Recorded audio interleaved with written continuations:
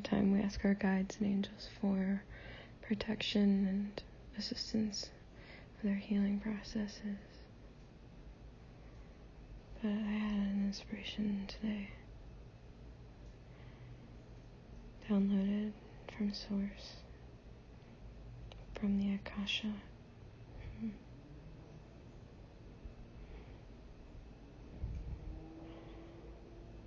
The first part is you have a sword, and you may not know that, but it lives in the sword holder of your vertebral column, so along the back of your spine, and this is energetic, and all you have to do is reach back behind your head, pull out your sword, and you'll feel it in your hand. If you don't feel it right away, you will over time. And use the right hand for this. Step 2. You also have a wand. Is your left hand tingling? Because it will. In your etheric pocket of your left hip, go ahead and pull out your etheric wand with your left hand, and it'll start tingling. And you can wave it around. You might even be able to see it about 6 inches from your fingers, from your hand.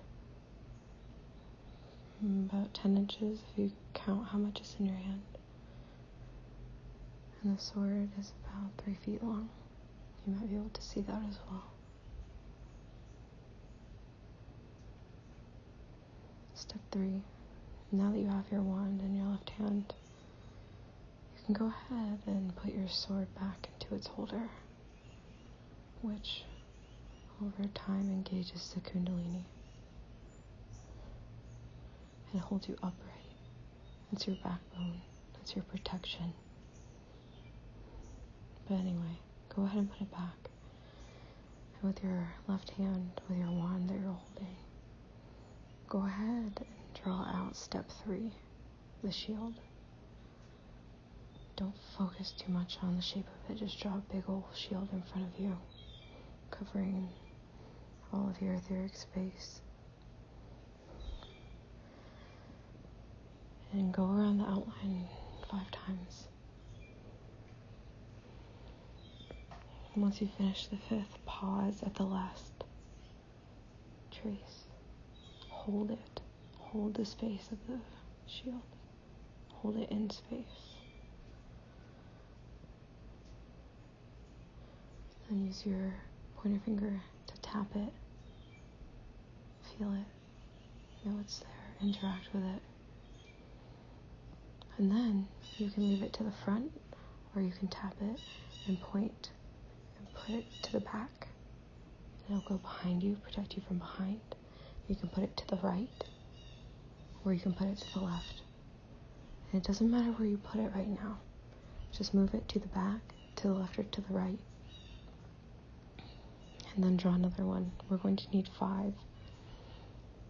And each time you're outlining 5 times around the edges of your shield for your protection when you're not in battle. Protection from things like psychic attacks, mental attacks, the behind the scenes type of warfare. And once you've finished 5 outlines of your second shield, put it to the right, tap it, feel it,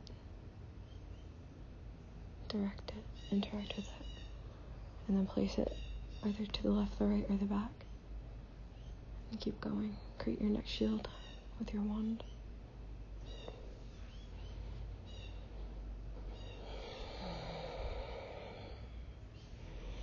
Five outlines of the shield. Let it flow.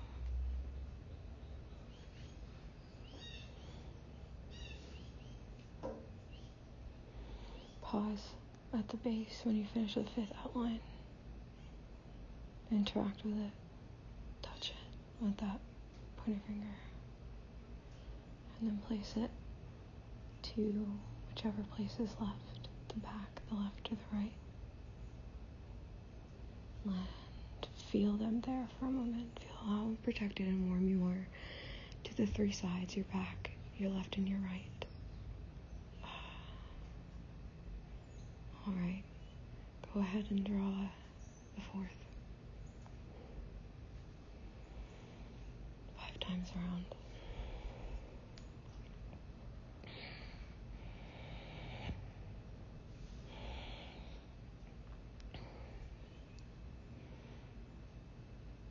Place this one directly above your head, protecting your crown chakra, protecting your sacredness, your sacred channel with divine and with yourself, your pillar of light. Placing that above your head. And then create your last shield, the 5th. This one will stay in front of you, outlining 5 times.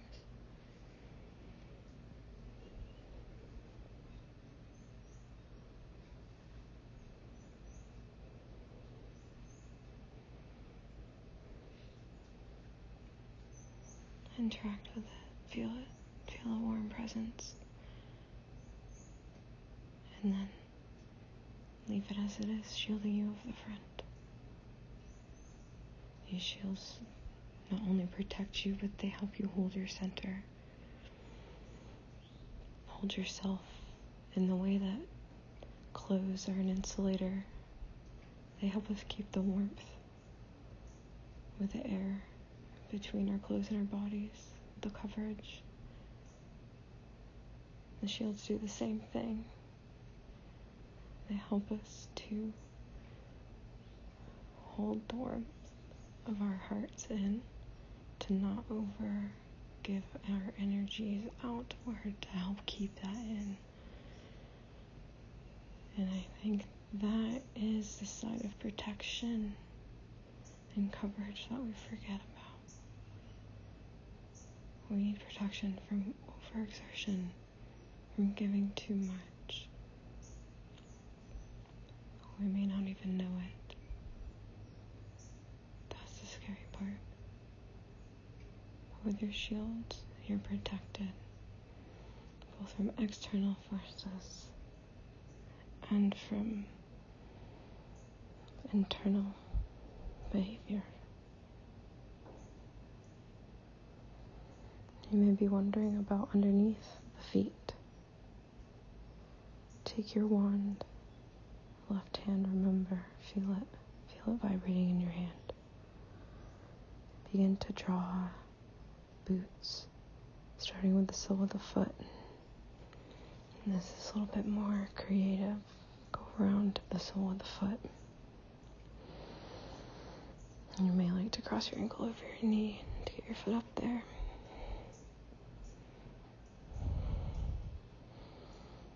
So you've made the sole of the boot, right?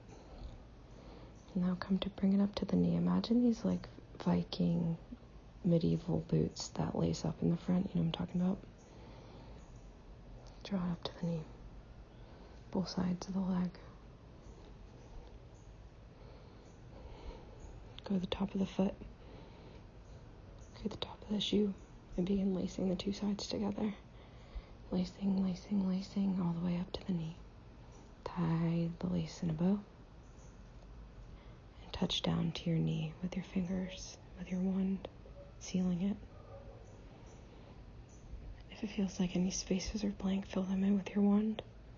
If you don't know, say now that.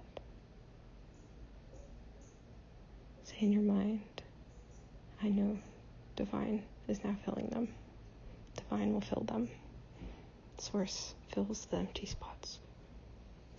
And I am covered. Alright, notice the sensations in the bottom of your foot. In the boot. And not only will the boots protect from the bottom up as a shield,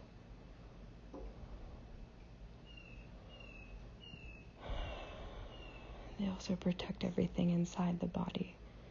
In reflexology, there are points in the foot that correspond to every single piece, every part, every organ, every component of the body, every tension, every anything. It's interesting. Look it up. Go ahead and start to draw the other foot's boot, starting with the sole of the foot, outlining the sole, feeling it in. You'll feel it. You'll start to feel it over time. You'll know when it is complete, when it's not. Begin to draw the legs of the boot up to the knee, both sides.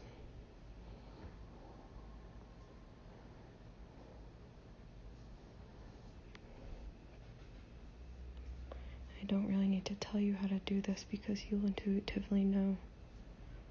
This is not something I've come up with. This is something that is in our DNA.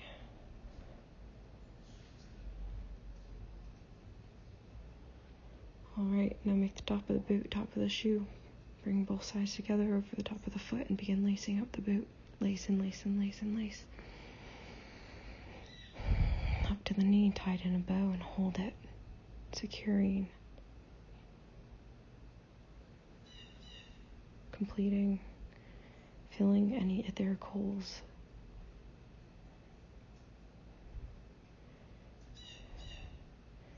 Requesting and thanking Divine for filling the holes that we might have missed.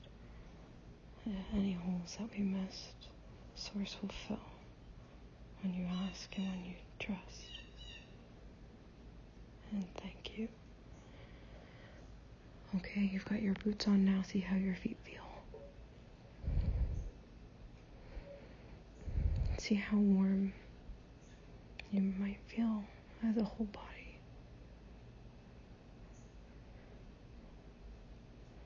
If any tension in the body has changed or resolved.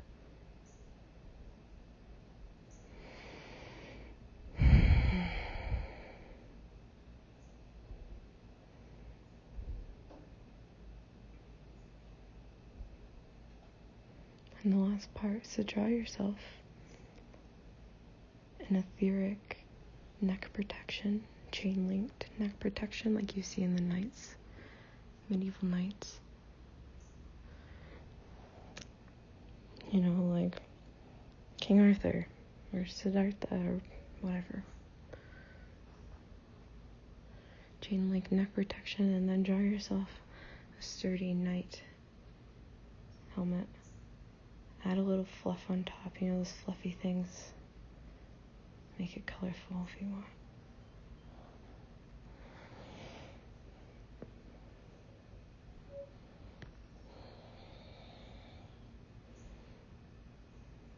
Leave yourself ventilation to speak and to see and to breathe. These helmets can look like anything you want as long as it feels complete, protective, and light. Think etheric. And when you're done, hold it. Hold that last stroke. Seal it in. Feel it. And then drop your hand through the center. Your wand goes down through your forehead, middle line of your nose, down through the lips, the throat, down the midline, center of the chest, between the breasts, down the belly button, down between the legs, between the hips, between the knees, between the ankles, between the 2 feet and out. Imagine that sealing you into a perfect crest before your eyes. Now, put your wand back into your left hip pocket and say, wand stays. The rest goes upward. The rest goes up to source. Anything energetic that collected with your wand now goes up to source for transmission. And that's step one. Protect yourself.